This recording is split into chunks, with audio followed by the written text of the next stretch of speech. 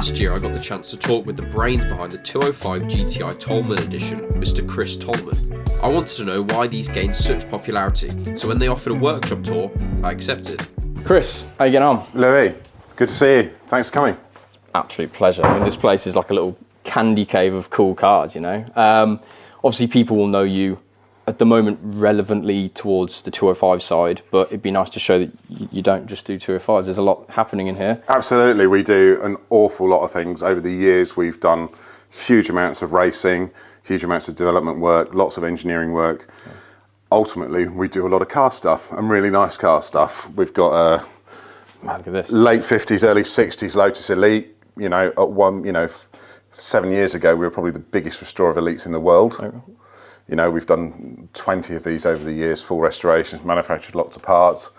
They're sort of going away a little bit. We've got quite a few fast forwards, which you've probably seen from very things.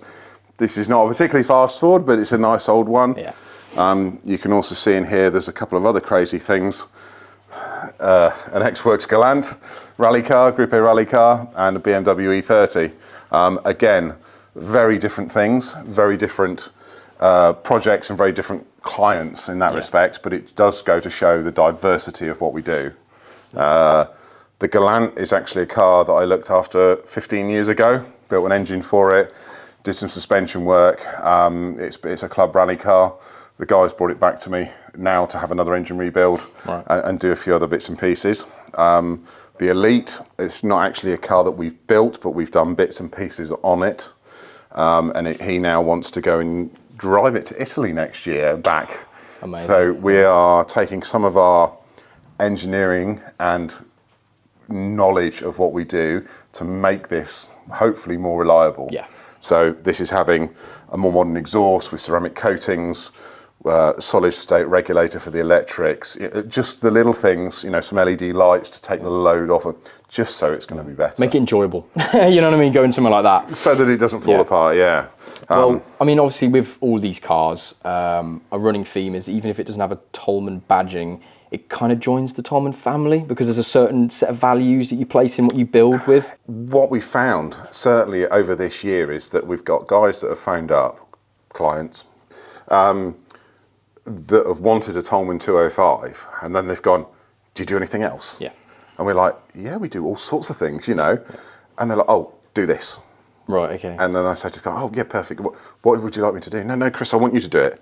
I'm like, gosh. But what do you want? No, I want what you do. And it's sort of come back to, the Resto-Mod world is great because everybody can do anything. And there's no right or wrong answer to it. But it does appear, certainly with the people that are speaking to me, that some of the Resto-Mod stuff is becoming slightly too extreme. Okay. And the people that are coming to me are going, well, I want this, but I want it to look standard. Yeah. I want it to work. I want it to go better, stop better, handle better. I want it more plush. I want modern comforts. But I don't actually want it to be that much different from the original. And whilst this hasn't been a conscious thing, that kind of is what we're doing. It's become the DNA. I've been told with the GTI Tolman edition, it's sort of the idea is it's improving, it's not changing as such. And I think, are you sort of taking that ethos throughout every vehicle? Is that sort of where the Tolman touch is basically? Yeah, and we also, one of the words or the phrases that I've put together is non-invasive. Yeah. So when we do something, we try to do it as something that can be bolted on and off, rather than there's a big change and you're not ruining, but you're changing something. Yeah. So it's not the same product. Exactly. Yeah. So the 205 is a great example. I love it. It's my favourite car. But it's from a time, and we can now apply that technology. Yeah. So we're not changing it. We still want it to be the same thing, but like you say, it's just that bit better because of what's available to us now. And that's what we're doing. So that seems to be our DNA now. It's not a bad DNA. I think it's nice to be known for what you guys are known for. If people are coming in just saying, right, here's a car, do what you do, because they obviously have a certain set of values in their head, which is quite good. Which I think we will basically talk about today. Basically, I just would like to know what you guys put into these cars. Mostly people will know about the 205, but you put the same level of care in each car depending on what they've asked from you, the customer. So it'd be nice to just see what goes into it, basically. Absolutely. Well, you've seen there's a red car outside, which is one that's come in. Let's go through. I'll show you how we start that. Cool, let's do it. So here we are in the shell shop. So as you can see, we've got a big cast iron bed plate here, currently set up for a different car. But when it comes to the 205s, we have our own jigs, which bolt on in locations. So they all get stripped down to this level here. So here it's on a spit, so we can roll it over, get all the bits. We then put it onto the bed plate. If it bolts on, we know the chassis square. Okay, right, yes. Yeah? Yes. If it doesn't bolt on, then we have to take it just down the road and go onto a machine that pulls the chassis straight. Right. But what it means is once it's bolted on here, we can then do all of the repairs, all the metalwork repairs, and we can take accurate measurements down to this true seals. And then when they're welded, they stay together and then nothing moves. So it's a very crucial part. So every Tolman car goes down to bare metal. All of the metalwork is then replaced where it needs to be, so there's no rust, no damage. And in certain instances, like the BMW, that will get strengthened because that's having more power and things like that. Yeah. Well, I noticed I was speaking to one of your craftsmen in here as he was sort of. What I was told basically that the chassis you've got here today potentially can't be used for various reasons because I was told that certain repairs you can't endorse because it's not something you've done. There's certain structural elements. I was told that as you say, if it's slightly squiff and you can't repair that, there's too much work and it will change what the car was and is. Yeah, it depends entirely horses for courses. So some customers go, I want this, do that one. Yeah. It has to be that one. This instance, this car had a very odd sunroof fitted to it not from the factory, but very early on in its life, which has meant that this car has got some very odd corrosion on it, and the corrosion is in a position whereby it's the most structural part of the car, and the cost to repair it far outweighs what we're able to offer the client in a different body shell. Yeah. So rather than putting the money and effort into repairing this one, we will take another one and repair that one and then cut this one up and destroy it. Yeah. And it's not a case of being pedantic, it's a case of, you're making a quality product, It's economical repairs. Yeah. Like I say, some people, with the Lotus Elites that you saw next door, they're actually the world's first production fiberglass vehicle, first composite car. There's no chassis. Right. Now, most of the owners will insist that we repair all of the body shell. Yeah. And that's cost 16, 18 grand sometimes. You can buy a new body shell for 12. Yeah, there's a certain point, right? There has to be a certain point. But those customers nearly always insist. With these, it's kind of, well, what's the most economical route? Well, this is the most economical route. Yeah. But I'm sure you've had people in the past say, no, it has to be this car. Absolutely. Yeah. Absolutely, yes. Yeah, because, some people, I think this is a very sentimental area of the market. I just feel like these older rally, like these sort of hot hatchy cars, they have this certain generational nostalgia now. And I think if it's their car, they like it a lot. The most crucial thing is every single one of my customers buys with this, not this. Yeah. Nobody needs what I do. They want it. And that's the biggest, most flattering thing for me. Should we go into the engine shop and have a look in there and we can show you what we do with those parts? Please, yes.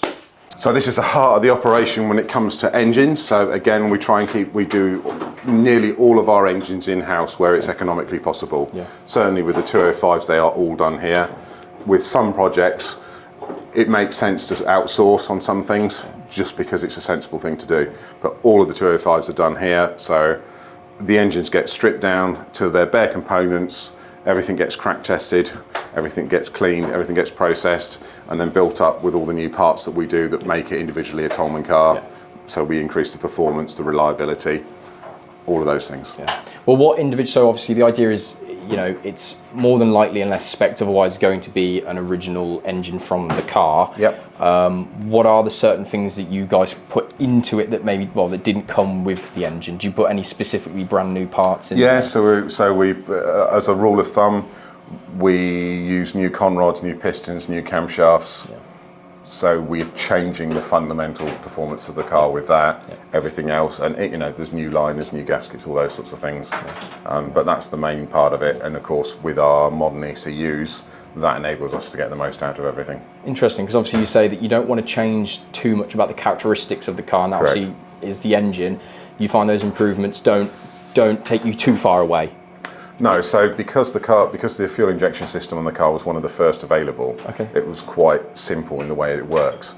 What we find now with the modern engine management is we can get away with a more aggressive camshaft profile, we can get away with more aggressive compression ratios because the ECU looks after all those parameters a lot better. Yeah. So we, you know, in the same way that modern manufacturers are doing the same thing.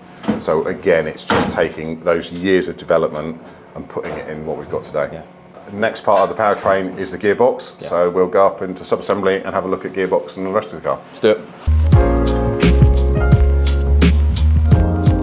So this is what we call sub-assembly. So as the name suggests, the sub-assemblies of the car is what we put together here. So at the moment, as you can see around you, mostly transmission parts. Yeah. So we've got quite a few different cars in here in parts at the moment. But behind you, you'll see a gearbox. That's for a Tolman edition. So Right, okay. again, it's the same process that we use for the engine. So complete strip down, inspection, crack test, process, rebuilt, and it's even there with its own little diagram of what's in it, what ratios, who built it, when. I was going to say, we see obviously a very nice piece of paper saying, is it conditions? Is it telling you sort of parameters? Is that to make sure Yes. it's all spot on, basically? Yeah, so they're all built to a specification. A lot of the clients, when they go off the cars, they want it to do a certain job. So quite often we'll tailor the final drive ratio, we'll tailor the gear ratios within parameters that we can, Yeah. whether it's got a limited slip diff, all those sorts of things. So that one, I believe, is actually a 6-speed box for a 405 that we're doing. So we're doing a very special one-off 405 Evo. Okay, great. Okay, so that's going to have a whole sort of other world of stats and performance compared to the standard Tolman edition, let's say. Well, it's a Tolman edition Evo in essence. Right. So we're doing, I know the 405 MO16 was a 16 valve anyway, but we're changing the head. We're doing our bits. We're making it 6-speed. Yeah. We'll So- do the suspension thing. So again, it will be the same thing. So it will look standard, but it will be very special. Amazing. Cool. Right, so where do we move from? So now we'll go into the other part of sub-assembly, which is more or less in the fab shop, but you can see here we've got a entire front cross member assembly for one of our 205s. Again, exactly the same principle, so stripped, inspect, crack tested, repaired and rebuilt. So this gets built up, this will eventually have a steering rack put on it, so everything is available, and then when the cars are assembled, they have whole assemblies to do it. So this is the way we do it. Front cross member assembly, there'll be a rear beam assembly. In the engine shop, we'll get an engine built, that gets run in-house. We have a test bed we can run those on. Gearbox gets built, so then that all goes together with its drive shaft, so we're putting big bits together in more of a production way. Yeah. I mean, obviously it looks brand new, right? It's obviously the original from the donor car. It is. And then do you guys do any in-house, I'm assuming sandblasting, painting? So yeah, the full media coatings on this, then it will be plated, powder coated, new bushes, new fittings. These are our front arms that we modify, so we change the geometry on the front, so we get a different roll centre, and it allows us to set the cambers accurately as well. Why is that? Why would you need to adjust that, considering it's sort of still staying in line with the originality? What does that offer you? So what it offers us is, on the standard car, you've got quite a large tolerance of what they allow in terms of camber and things like its production tolerances on things, which from cars a long time ago are quite high. Whereas we like to get everything as accurate as we can. So with all of the work we've done, and I've done with 205s from racing them for years with what we've looked out, this works really well. So this improves your turning, Right. it improves the road holding, it just makes it really sharp and crisp. You've seen the parts, you've seen where we put together, let's go and see how we put them together. Let's do it. So let's go into the build shop. Let's do it. Okay, well, instantly we're looking at some very nice things looking in progress. Some look a bit more refined than others. So so what happens in here? Right, so obviously in here at the moment we've got quite an eclectic mix of cars, but the process is the same for all of them. So as you can see here, we've got a very nice Mark IV XR3i, which is going to be a very special Tolman edition. This is how we receive the bodies back from paint. So again, this has gone through all the same processes. A huge amount of work gone in to get it completely straight, completely rot free, get all of our panel gaps and our fit and finish as good as we can get it. This is how it comes back from paint, which I think you'll agree is pretty damn good. Once we finish doing the build on the car, it then goes onto the detailing side where it gets further enhanced, more machine polishing, and then all the ceramic coatings that we do. So what, in terms of this car, because obviously we're looking at a complete bare shell, are you improving it in terms of stats, or are we just looking for a lovely brand new looking car? No, this is a customer who's had a Tolman Edition 205 and asked us specifically to do a Tolman Edition XR3i. And I'm seeing a Tolman Edition there, and Absolutely. I don't know, are we allowed to look? Is the camera allowed to go over there? Of course it is, yes. So this car is nearly complete. Again, this is an Evo car.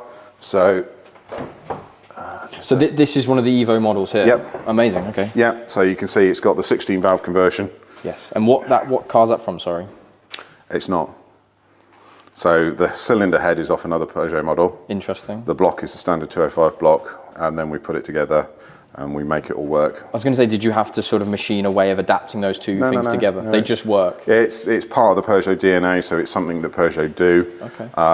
It's actually similar to what Peugeot use in their WRC car. Okay, wow. Yeah. So we're getting a little bit rally here, a little bit, could this thing take on a stage or?